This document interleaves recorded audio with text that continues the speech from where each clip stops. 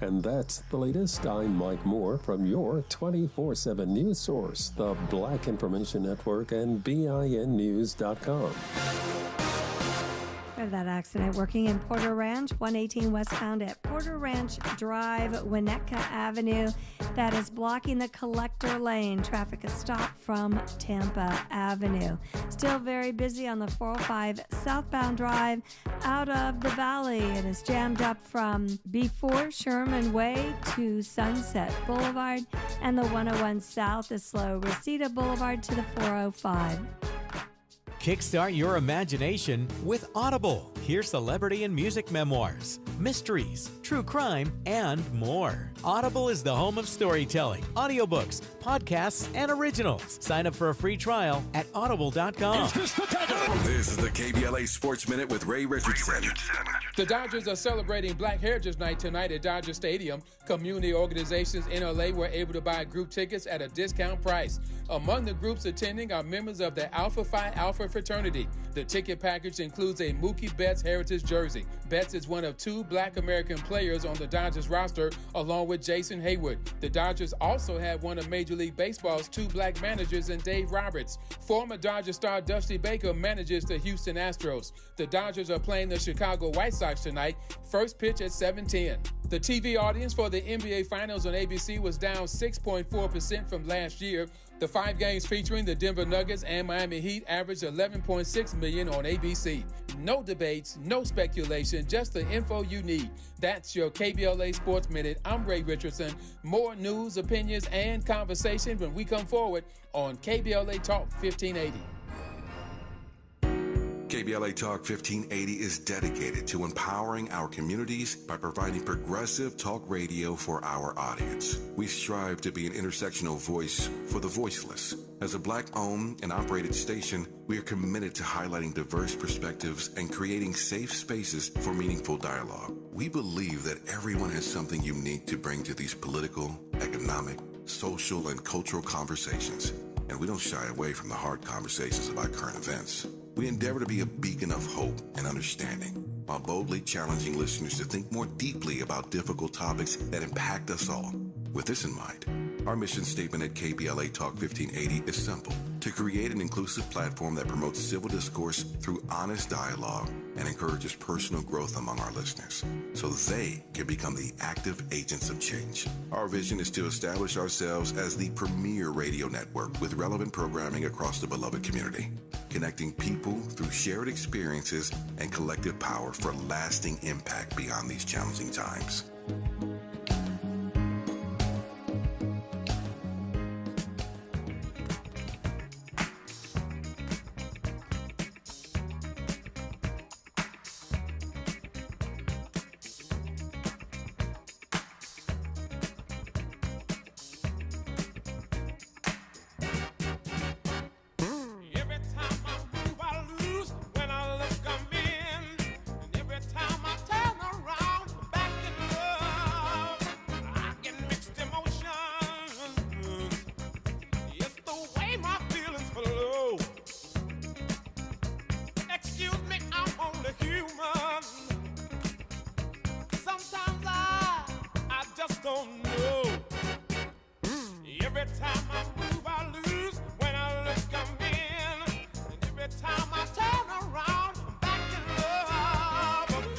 I'm Tavis Smiley. You're listening to KBLA Talk 1580. Our phone number, 1-800-920-1580, 1-800-920-1580. We have been playing where we could some of the best of Jeffrey Osborne all 3 hours of our program today.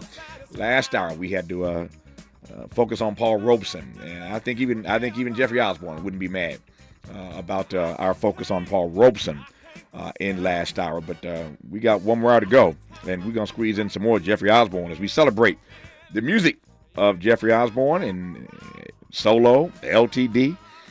But June, of course, is Black Music Month, and we are every day on this program choosing one artist to be, as we call it, our artist in residence.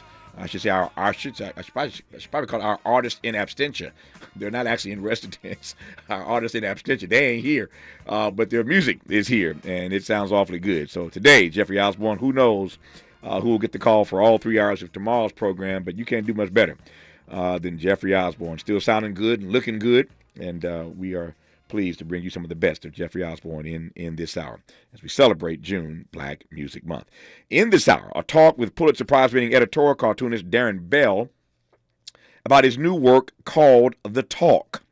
The Talk, as you know, is a dialogue born of necessity. It is a somber rite of passage in the black community, aimed at preparing youth for the potential violence they may encounter, solely based on the color of their skin. I paused when I said may encounter. Maybe the word should be likely encounter, based solely on the color of their skin. The story Darren Bell tells in this book, The Talk, is one that reverberates with love and concern, and I'm pleased to have as our guest in this hour, Darren Bell. Darren, how are you, sir? I'm great, and thank you for having me. It's an honor to be here. It's an honor to have you here, man. Thank you for the opportunity to talk to you. Thank you for the book. Beautifully done, by the way. I wish the audience could just see this, and maybe I'll hold it up to the camera here for those who are watching on the live stream. But it's a wonderful, wonderful piece of work, beautifully done. So congratulations, first of all, on the book itself. Let me ask you. You're welcome. Let me ask you what got you to tackle this particular subject. It's something that, again, in the black community, we all know, we all are aware of. We've all been a part of these conversations about the talk. Many of us have been subjected to the talk from our parents. But what made you want to tackle this as a subject, Darren? Well, this was not actually the book that I set out to write at first.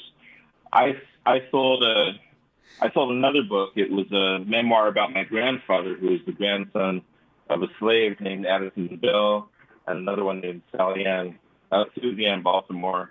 And I was working on the first couple chapters of that book when George Floyd was murdered, and the summer protests began. And my editor and I had a talk that day, and we decided to put that book on the back burner and instead write something that spoke to this moment. And we spoke for about an hour, and we came up with what I was going to talk about. I mean, we brought up a lot of incidents from my childhood. I wasn't sure why I was bringing these incidents up, but I knew eventually these were like puzzle pieces that I was going to fit together into a book. And toward the end of the conversation, I told her just offhand, I said, it's ironic. My mom gave me the talk when I was 6.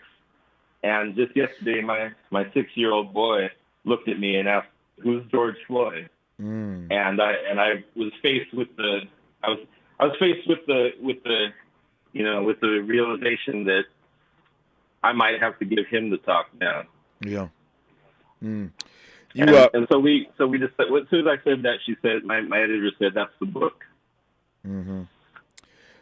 You got my attention now. So I am curious. What does a parent say, and in your case, a black male parent say, when your 6-year-old son asks you, "Daddy, who's George Floyd?" What do you say? Well, that's the climax of the book, so I don't want to say exactly what I said. But a couple years earlier, my wife and I were at the opening of the African American History Museum. And as we were walking through, we were asking ourselves, when is our son Zazu going to be old enough for the talk? And we decided maybe around 11, maybe 10. But when my son looked at me and said, "Who's George Floyd?"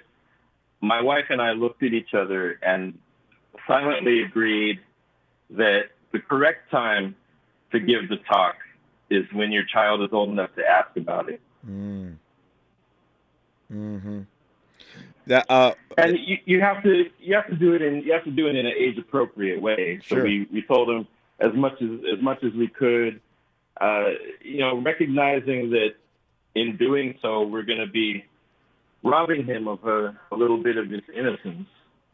And he was still at the age of 6 where you believe in magic and you believe that the whole world loves you and welcomes you. And we had to take that away. We had to decide whether to take that away from him. With the knowledge that if we didn't do it, the world was going to come along and do it for us in a much worse way. Yeah, that's a powerful frame. I've had many conversations on this microphone and out of this studio with all kinds of folk about that very question. When is the appropriate age? When is the appropriate time to have the talk with your son or daughter? And I love that answer, that the appropriate time may very well be when they're old enough to ask about it. It seems to me that if your son is 6 years old and he asks you, Daddy, Mommy, who is George Floyd, you don't punt. You don't punt that opportunity to answer that question. You got to do it, as Darren Bell said, in an age-appropriate way, but maybe that's the answer to that vexing question. When do you have the talk? When they are old enough to ask you a question like, who is George Floyd? He's the winner of the Pulitzer Prize. His book is called The Talk. His name is Darren Bell. He's talking right now on KBLA Talk 1580.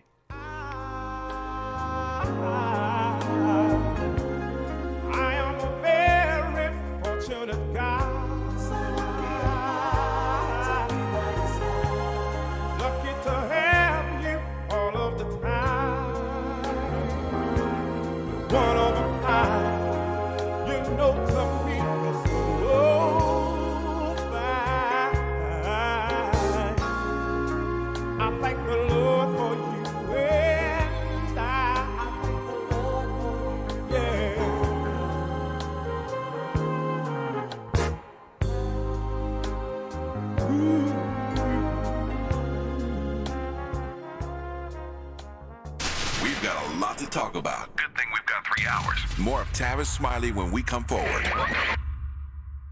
Did you know that all City of LA renters have rights? Check out these 3 facts. Residential tenants can't be evicted without reason or just cause. Eviction protection still exists for unpaid COVID-19 rental debt due before March 31st, 2023. And you have 5 days to respond to an eviction notice. 5 days. Many Angelinos may be at risk of losing their home, and that's why we want you to know your rights. Learn more at housing.lacity.org. Be informed, be protected, be at home.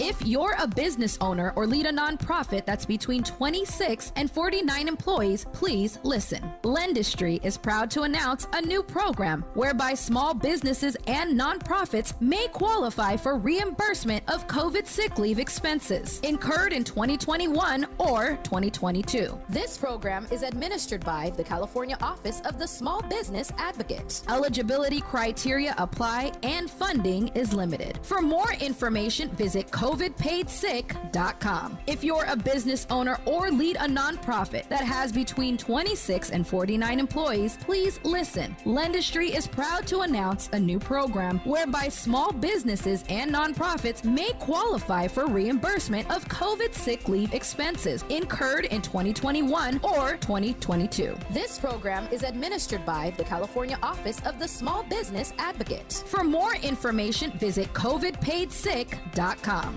If your Medi-Cal is ending, Cover California is here to help.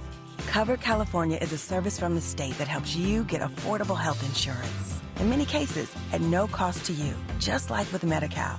We have quality health plans, and we'll help you every step of the way to get the one that works for you and your family. So, if you're no longer eligible for Medi-Cal, check out Cover California. We'll keep you covered. Learn more at coveredca.com. Before new Cascade Platinum Plus, I would pre-rinse all my dishes because my old detergent just wouldn't get them clean. But now, I do dishes differently. A no pre-wash, no rewash, money-back guaranteed kind of different. Because Cascade Platinum Plus has double the grease-fighting power of Dawn built right in, with twice the scrubbing power, giving me a clean that lets me break all the dish rules. I just scrape, load, and I'm done. Yep, so clean. With Cascade Platinum Plus, I dare to dish differently. At KBLA Talk 1580, we do more than just talk. You got a big mouth. Hello, Joe, you're up. Welcome. We're unapologetically progressive, and we don't black down.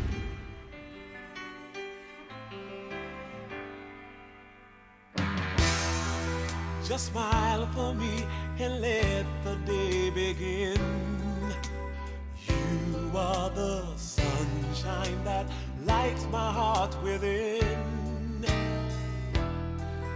I'm sure that you're an angel in disguise. Come take my hand and together we will ride on the wings of love up in the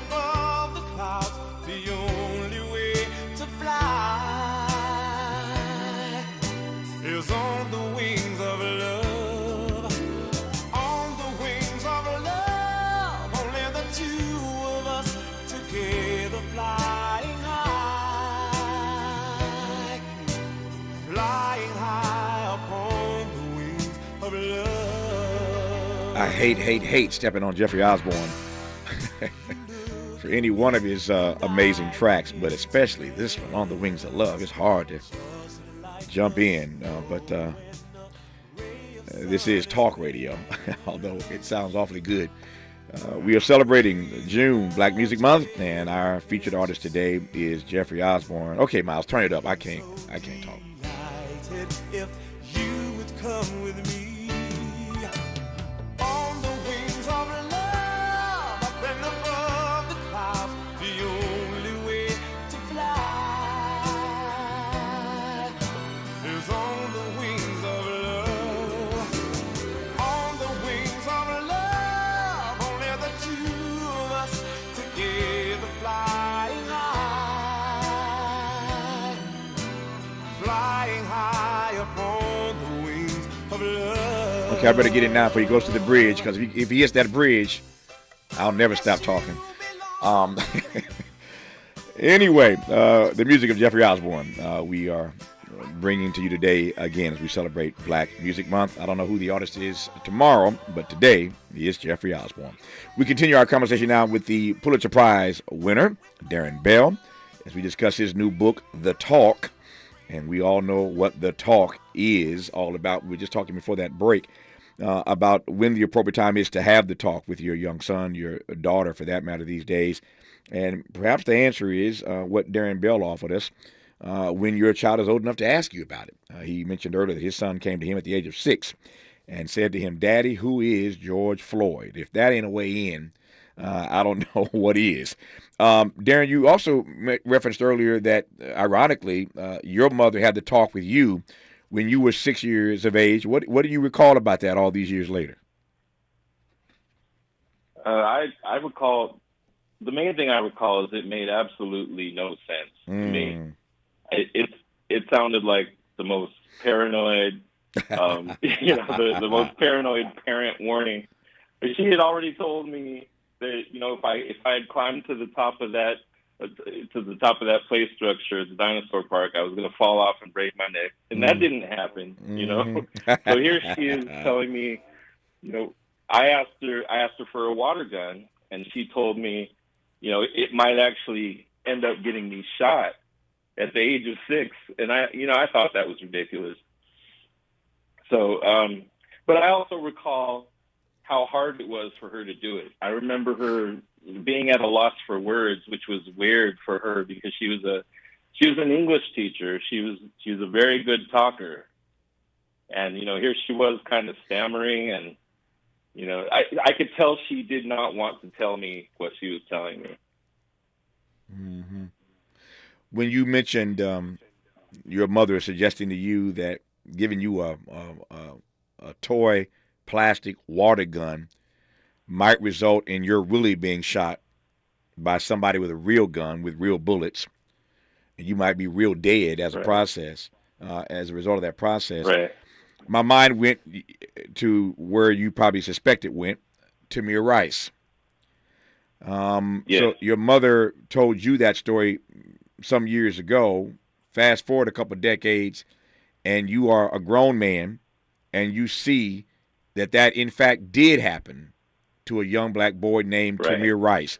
When that happened, I can only imagine that your mind must have flashed back to your mother not wanting you to have a plastic toy gun. But what did you think when the story of Tamir Rice became breaking news? Well, by that time, I was grown, and I had seen and heard enough to not be surprised. But it was still devastating. Mm-hmm. Because growing up, I always believed what Dr. King said about the arc of the moral history bending toward justice. But and I believed that I had seen it for the first few decades of my life. But then, beginning with Tamir Rice and Trayvon Martin, I feel like that arc has done a 180. Like we've taken too many steps backward. And when Tamir Rice was gunned down, I called my mom and I thanked her again for giving me the talk. And we commiserated about Tamir Rice. There's so many things he could have done with his life. When they gunned him down, they didn't just gun him down. They gunned down the future children he was going to have. His whole lineage. They ended in a heartbeat. And the police don't seem to see it that way. They just seem to see it as they're putting down a threat, which is how my mom told me they would see it. Yeah. When you quoted Dr. King a moment ago, I had this reaction in my head, which I will now share out of my mouth. There's not much that King said or did that I argue with. This audience knows full well how I regard Dr. King as the greatest American this country's ever produced. I wrote a book about Dr. King. He is my hero, as one of our guests said earlier today, speaking of Paul Robeson. Paul Robeson inspires her to live the courage of her convictions. That's what Dr. King has done for me and still does. He inspires me, encourages me, he motivates me, he challenges me to live my life by the courage of my convictions. And so it's hard for me to argue with much of what King said or did. There are a few things that I would argue, though, that said. And one of them is that great quote that everybody uses, and you used it a moment ago. King said that the arc of the moral universe is long, but it always bends toward justice. And I've always said that if Dr. King were here, I would want to talk to him about that one quote, because the question is, does the arc of the moral universe always bend, B-E-N-D, toward justice, or do we have to bend it? Is it bent toward justice by the ways in which we show up, by the ways in which we move, by the things like the talk? That's how you bend it toward justice. It does not just bend, it must be bent. And so I would challenge Dr. King on B-E-N-D versus B-E-N-T, and I think the talk is a part of our, bending it toward justice. That's my take. You used the quote. Now you have my perspective on it. What say you, Darren Bell? Well, that's the same perspective I have. It doesn't just bend automatically. We can't wait. We can't just depend on the majority culture and others to continually be enlightened, more enlightened with every passing year. They take steps backwards. They talk themselves out of the progress that they had previously bought into, and they talk themselves out of it easily. We have to keep agitating. We have to keep pushing. We have to keep shaming.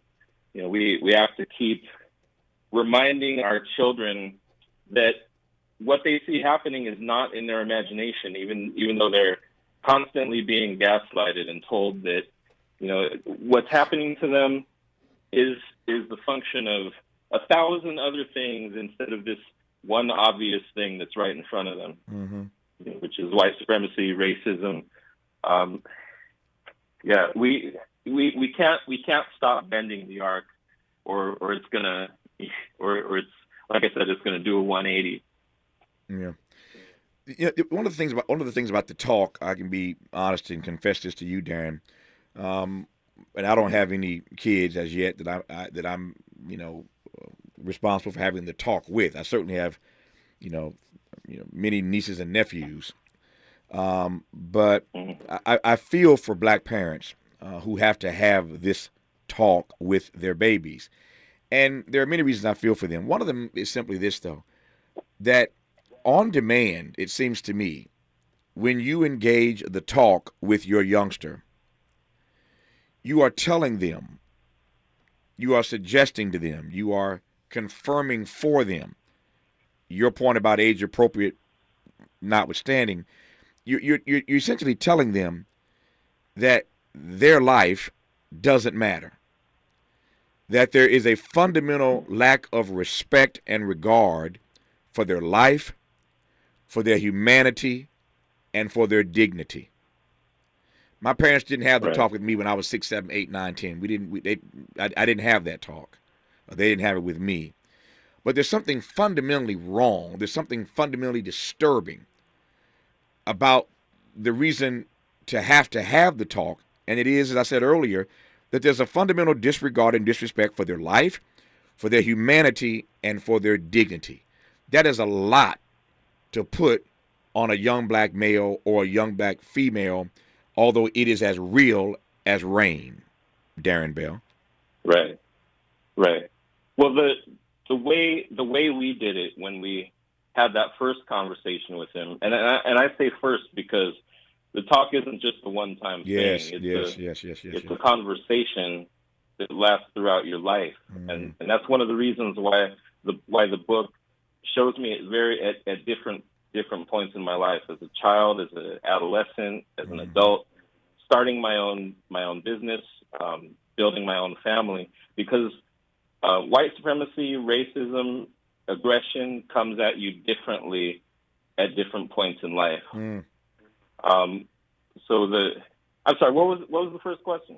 No, there wasn't a question. I was just saying that what you're saying to your son when you're talking to him at 6 is that his life doesn't matter. That there is no respect for his humanity and his dignity. You can't have the talk without that being at the epicenter of it, and that's a lot to put on a young boy. Well, see, what we began with when we gave him the first talk was that there is a certain percentage of white people who feel that their lives have no worth, that their lives,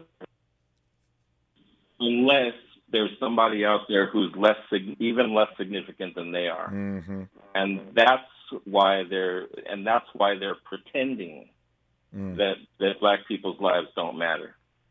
And we drove that point in with our son over and over again, and I think that's essential is to point out why people are diminishing and belittling black people. It's not something that we've done. It's not something inherently bad about being black. It's an insecurity that white people have and other people have that they're trying to overcome by putting us down. Yeah. Darren Bell is a Pulitzer Prize-winning editorial cartoonist. So that gives you some sense of the way this book is laid out. This is, of course, radio, although we're live streaming right now, as we do every day. When we come forward after news, traffic, and sports, I'm going to let Darren describe it as best he can, because it's his book. I can't do justice to it, but it's a beautiful book. And for those who are watching online, I'm holding it up. You can actually see how beautiful it is. And when we come forward, I'll open up the inside and show you some pictures from the inside if you're watching on the live stream. But it's beautifully done. It's beautifully laid out, masterfully done. And I want to let Darren describe to you what you're going to see and how he approached laying out this book, The Talk. You're listening to KBLA Talk 1580.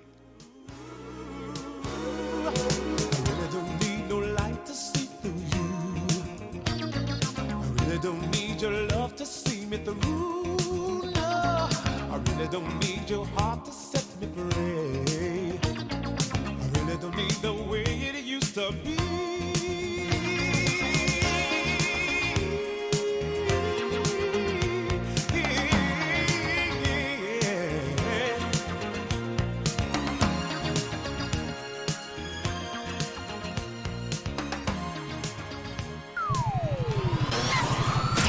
KBLA Talk 1580 is an intervention. When we come forward, includes you. KBLA Talk 1580, turning pain into power. Thank you for joining us. I'm Mike Moore. Now, here's the latest from the Black Information Network. The prosecution is expected to rest its case today in the trial against the Tree of Life synagogue shooter, Robert Bowers. Bowers is accused of killing 11 people in a mass shooting at the Tree of Life synagogue in October of 2018. After the prosecution rests its case, the defense will have its chance to present its case. Fort Polk in Louisiana is now Fort Johnson. It was renamed for a black war hero, William Henry Johnson. Sergeant Johnson was a North Carolina native, later of New York, who posthumously received the Medal of Honor for his actions in France during World War I. Johnson killed 4 German soldiers and wounded a dozen more after being wounded more than 20 times. And that's the latest. I'm Mike Moore from your 24/7 news source, the Black Information Network and BINnews.com. Of that accident working in Porter Ranch, 118 westbound at Porter Ranch Drive, Winnetka Avenue. That is blocking the collector lane. Traffic is stopped from Tampa Avenue. Still very busy on the 405 southbound drive out of the valley. It is jammed up from before Sherman Way to Sunset Boulevard, and the 101 south is slow. Reseda Boulevard to the 405. Kickstart your imagination with Audible. Hear celebrity and music memoirs, mysteries, true crime, and more. Audible is the home of storytelling, audiobooks, podcasts, and originals. Sign up for a free trial at audible.com. This is the KBLA Sports Minute with Ray Richardson.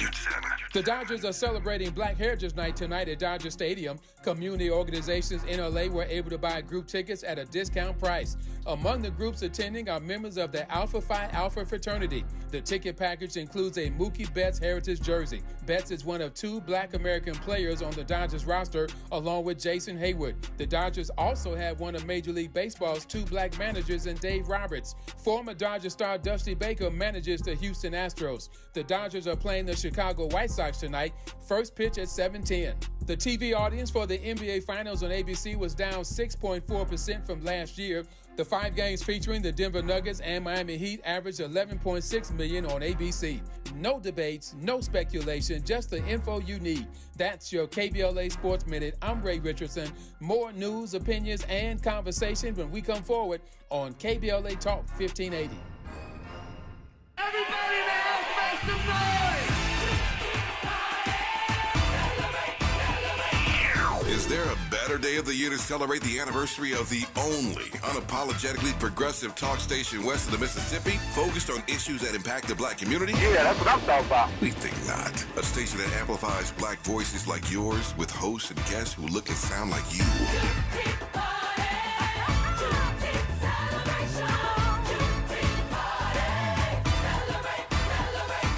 Celebrating our 2nd anniversary on Juneteenth. We're KBLA Talk 1580. And you ain't seen nothing yet.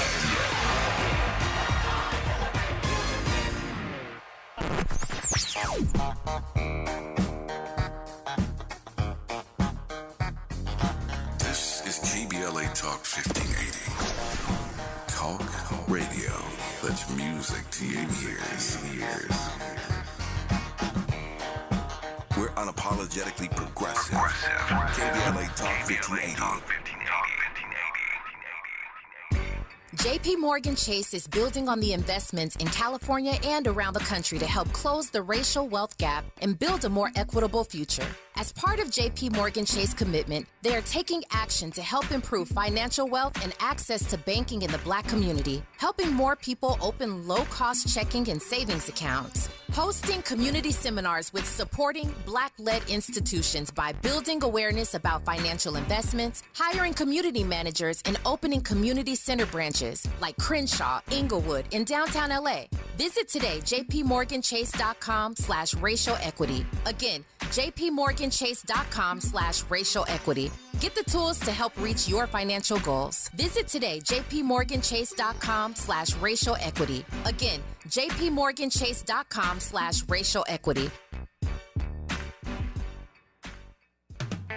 The Los Angeles Urban League helps African American and others in underserved communities achieve true social parity, economic self-reliance, and civil rights. For over 100 years, Los Angeles Urban League has ensured our communities have access to careers with living wages, opportunities to start and grow businesses, and clear pathways to personal and professional growth. Programs like BizCamp, Construction Career Academy, Bob Business Ready, and B-Warp. The Black Wealth Attainment and Retention Program are examples of the ongoing events designed to make our centennial mission to rebuild Black Wall Street right here in LA a reality. To sign up for our newsletter or to support the Los Angeles Urban League with your time, talent, and donations, visit laul.org. That's laul.org. The Los Angeles Urban League is a proud sponsor of Urban Family Focus Saturdays at 7 a.m. on KBLA Talk 1580.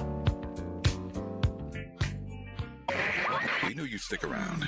This is LA's home for progressive talk radio. Be heard. Welcome back to KBLA Talk 1580.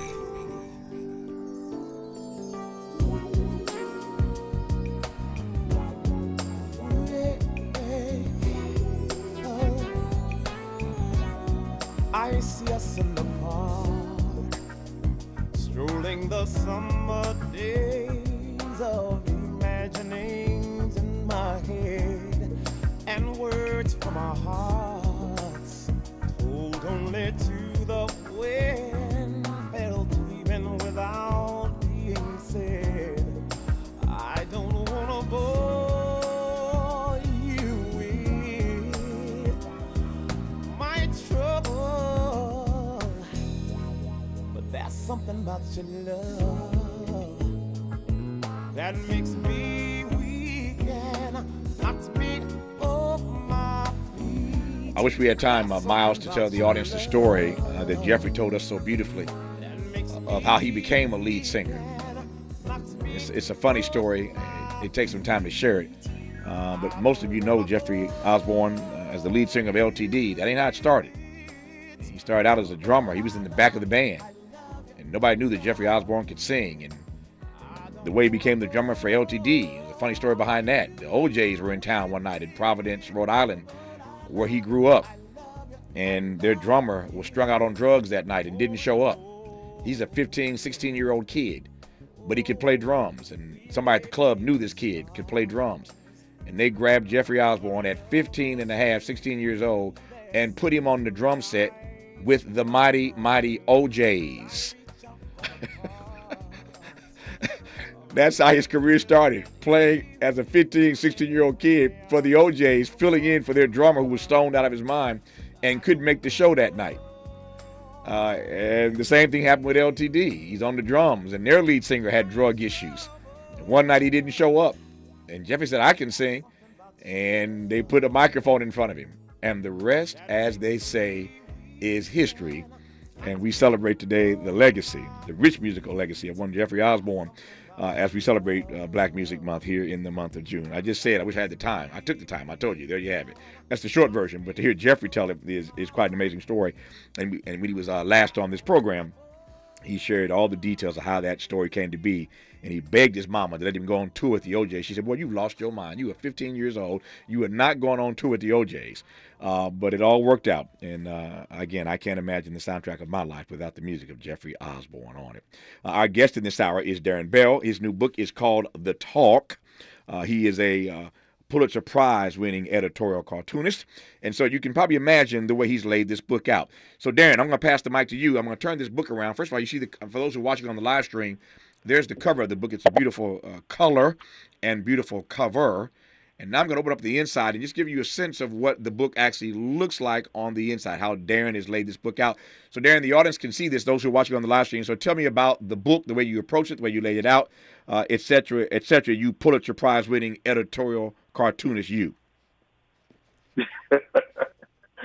Well, it's on a technical note, it's drawn cinematically. I was thinking in terms of a movie when I was creating it, and I think that's why it's such a fast read. It's about 2.5 hours to finish it. Mm-hmm.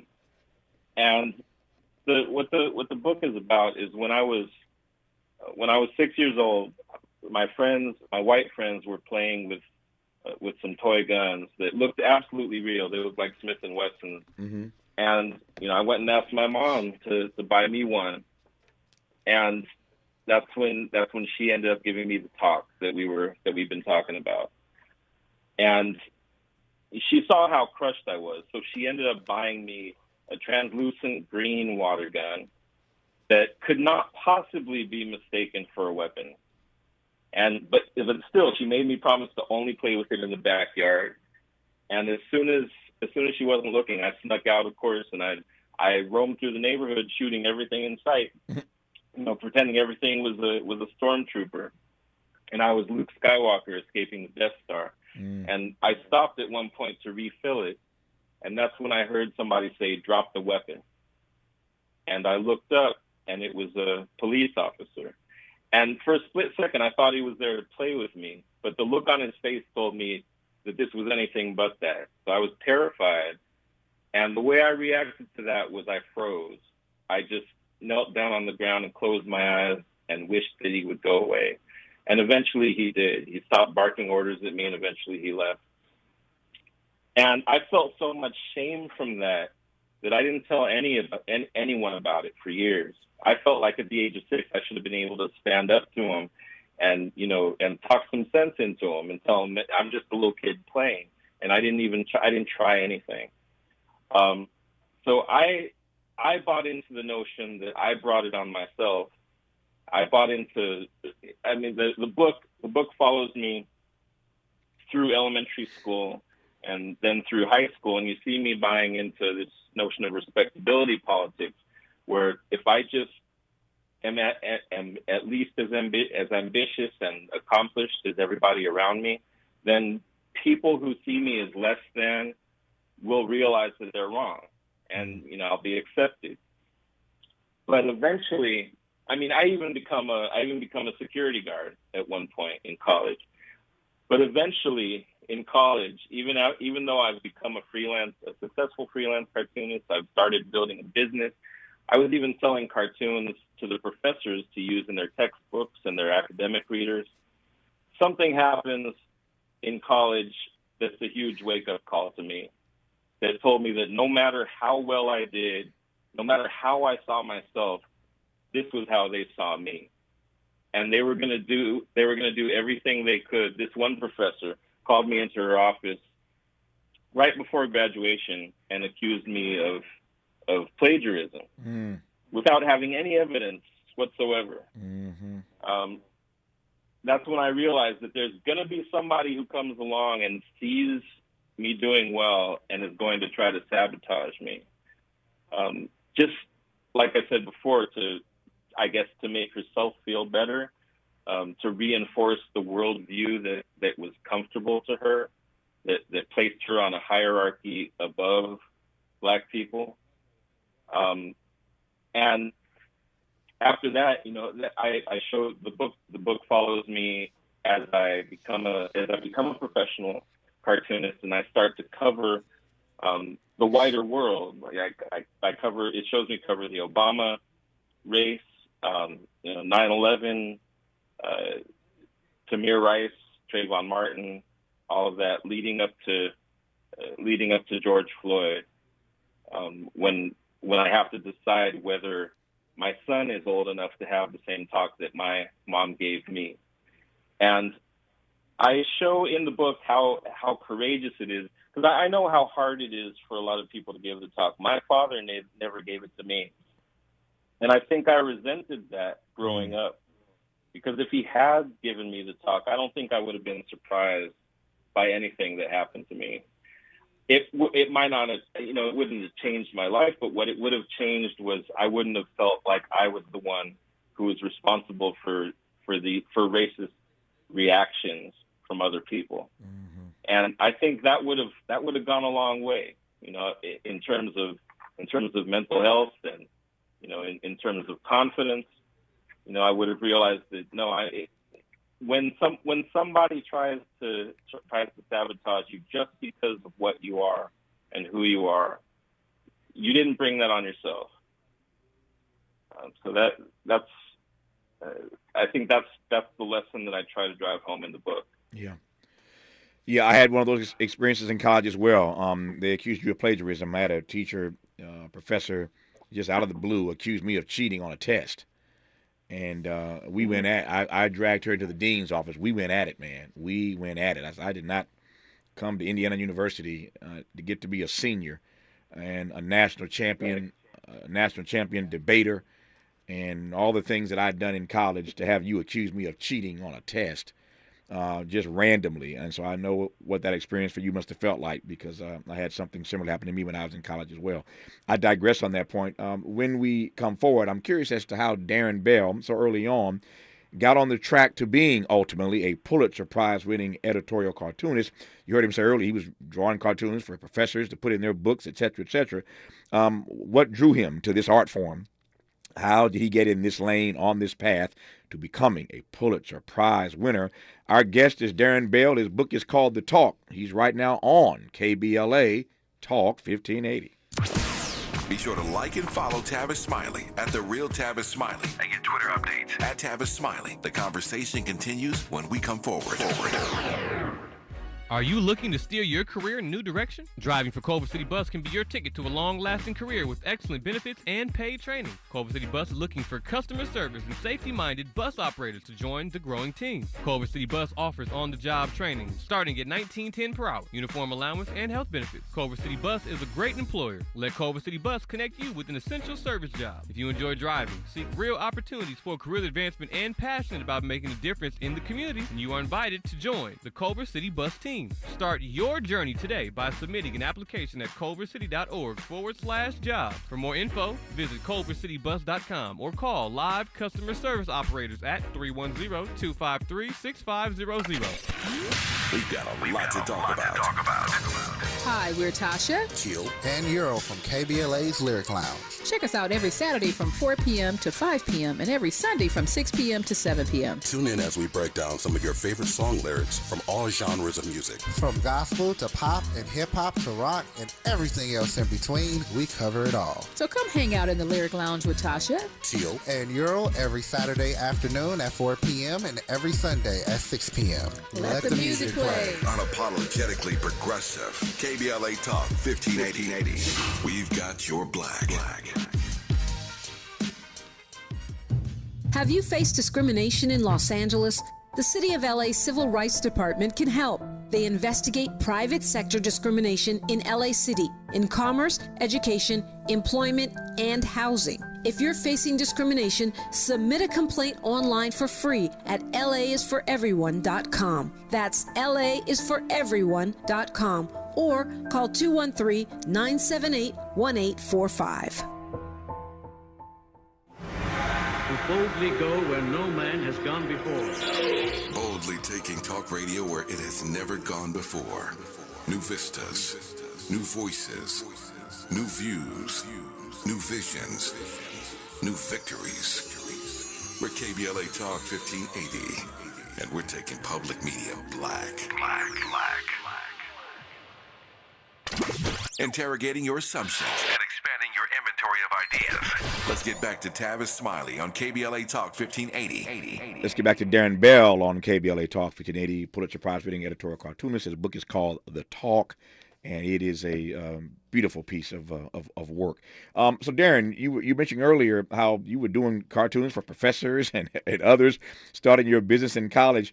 How did you get in this lane? How did this become your work and your witness, being an editorial cartoonist, and, of course, years later would become the Pulitzer Prize? But how did this become you? Well, it was me from as far back as I could remember. My dad and I weren't that close, but one of the things we shared was when I was 3 and 4, he would let me sit on his lap and we'd watch All in the Family and the Jeffersons. And he was a different person when we were watching that. He would light up, he would laugh. And I realized then that I wanted to be a political satirist, because that's basically what I thought these shows were. Mm-hmm. And at the same time, I loved to draw. And another thing we shared was cartoons in the newspaper. So that I knew from then on that I wanted to do it. So when I got to high school, Van Nuys High, I joined the school paper with the goal of becoming a cartoonist. But they didn't have one, so I decided to become the editor-in-chief so that I could create the position and then fill it myself. So in order to become editor-in-chief, I had to write about 5 articles every issue. so that, nobody would want to compete with me to be the editor. So then, when I graduated, I chose to go to UC Berkeley because they have the best student paper, the best public school student paper in the country. And they did not have a cartoonist. So I marched into the paper and I told them that I was going to be their new cartoonist, and they said okay. And as soon as that first one ran, I faxed it to the Los Angeles Times along with a letter saying I'm the cartoonist from the Daily Cal, and I started faxing them cartoons out almost every day for about a year. I was getting no response, but then after about a year, they called me and they said, if we assign you a cartoon every other week, will you please stop faxing it? So from then on, I sent letters to other papers saying that I'm the youngest freelance cartoonist in the country. I'm in the LA Times, and that got me into the San Francisco Chronicle and a bunch of other papers. And finally, I caught the eye of syndicates, and my work became nationally syndicated. I love the hustle, man. I love the hustle. I'm like Mary J. and Jay-Z. I ain't knocking no hustle, man. But I just love stories like that. And I'm glad I asked that question. I'm glad I didn't know the answer to it, but I'm glad I asked, and I'm glad you answered, because it's instructive, it's informative, it is inspiring, it is uplifting for the audience to hear that. You just got to hustle. If you've got the gift and you got to use it, you got to make others aware that you have the gift. Again, you and our stories are parallel in so many ways. That's how I got to L.A. I wanted an internship with Tom Bradley, and many people know this story. I wrote Tom Bradley a letter for months and months and months, and I finally, long story short, I'm in Indiana. He's in L.A. I finally got an internship with Tom Bradley because they just got sick and tired of this kid from Indiana writing letters every day and calling every day, begging for a free internship. I came from Indiana to L.A. For a 5-month internship to work for free. But I was a Tom Bradley fan, and I wanted to meet Tom Bradley. He was my Kappa brother. I wanted to meet him. I wanted to work for him. But I wrote them so many letters they got sick of hearing from this guy named Tavis in somewhere in the Midwest in Indiana.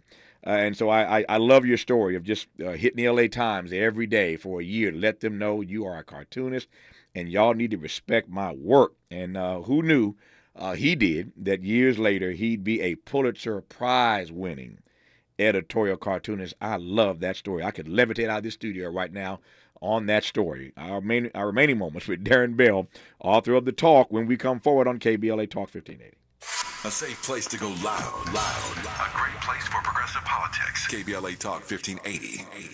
Meet Joe A, Joe B, and Joe C. What's up? 3 everyday Joes perfecting their banking with Chase. Joe A is locking his lost debit card with the Chase mobile app. Joe B is cruising toward his new ride with AutoSave. And Joe C's Chase banker is helping him budget to go back to school. Tools that help protect, support for what's next. One bank that puts you in control. Visit chase.com/checking. Chase. Make more of what's yours. Chase mobile app is available for select mobile devices. Messaging and data rates may apply. J.P. Morgan Chase Bank, N.A. member FDIC. It's our anniversary. Every weekday during the month of June, we're giving away gear from the KBLA.store to say thank you for your support of KBLA Talk 1580 as we celebrate our 2nd anniversary. Each weekday, a different host will be giving away fresh merch to one lucky caller. All you have to do is keep it locked to KBLA Talk 1580 throughout the day, and our host will tell you when to dial in and when. It's our way of showing appreciation to you for helping make KBLA Talk 1580 the most trusted, credible, and reliable source of information for listeners just like you. Here's hoping you'll be one of our lucky winners. But you can always head over to the KBLA.store anytime for the best in KBLA Talk 1580 gear for yourself and great gift ideas. Now, celebrating 2 years of being your go-to, we're KBLA Talk 1580, and we've got your black. The possibility of lung cancer can be pretty scary, especially if you're one of approximately 8 million current or former smokers at high risk. That's why SaveByTheScan.org wants you to know that now there's a breakthrough low-dose CT scan that can detect lung cancer early, and it only takes 60 seconds. You stop smoking, now start screening. For an easy quiz to see if you're eligible, visit SaveByTheScan.org. It could save your life. SaveByTheScan.org is brought to you by the American Lung Association's Lung Force Initiative and the Ad Council. Let's unpack a little bit more with Tavis Smiley. The conversation continues right now. Darren, I got about 4 minutes left in conversation. Let me offer up a few other questions here. Let me start with this. Who is the target audience for this book, The Talk, and what do you hope the takeaway will be for that target audience when they read your book, The Talk? It's got three target audiences. The first is middle school and up, kids who are experiencing all this and need to be told that it's not in their imagination. It's also for parents, for Black parents in particular, who are reticent to give the talk because when they look at their kid, they see this precious little child with so much potential and dreams, and they don't want to crush any of it. It takes real courage to overcome that and to arm them with knowledge of what they're going to be facing. And I hope the book will give them courage. It's also for white people who find themselves asking all the time, why do Black people complain so much? I mean, they don't get to be Black, but they get to be Black for about 350 pages. And when they come out with it on the other side, I think they'll have the answer to that question. I'm just looking as you're talking. There's so many great, it's a great story, of course. I'm just flipping pages, and I stopped on a page that has the father essentially talking to the son, saying to the son, stay with the flow of traffic, follow the rules, drive right, be calm, you'll be okay. And the young man says, and then they'll treat me like a human being. I mean, it's there's a lot of good stuff in this book, man. And to Darren's point, if you are reticent, if you have not yet figured out how to have the talk, the one that you know you need to have, I can't imagine a better tool than this book, The Talk, which Darren Bell has given to us. He is a Pulitzer Prize-winning editorial cartoonist. His name is Darren Bell, Darrin Bell. The book is called The Talk. Again, it's a beautiful piece of work, Darren. Thank you for this conversation. Congratulations on the book and all the awards you've won, from the Pulitzer Prize to the Berryman Award to the R.F. Kennedy Journalism Award. He's racking them up, and I love it. Darren, congrats, man. Good to have you on. All the best to you, sir. Thank you, sir. My honor to have had you on. Thank you for the time. That's it for today. Time to make room now for the KBLA Midday Money Chain. Up next, the Millionaires Roundtable with Lynn Richardson, to be followed by Ahead of the Crypto Curve with Najee Roberts. Old money, new money, either way, we've got you covered here on KBLA Talk 1580. Until tomorrow morning, thanks for tuning in. And as always, keep the faith.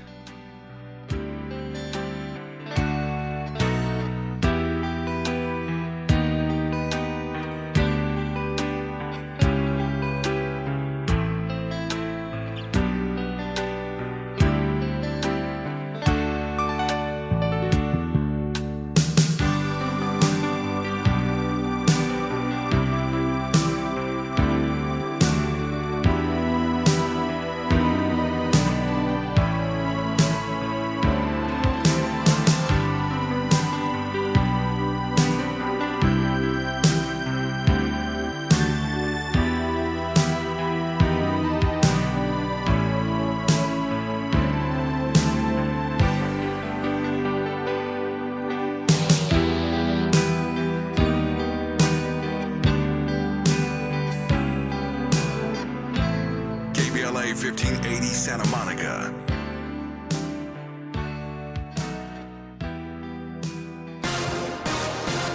Good morning, everyone. I'm Mike Moore. Now, here's the latest from the Black Information Network.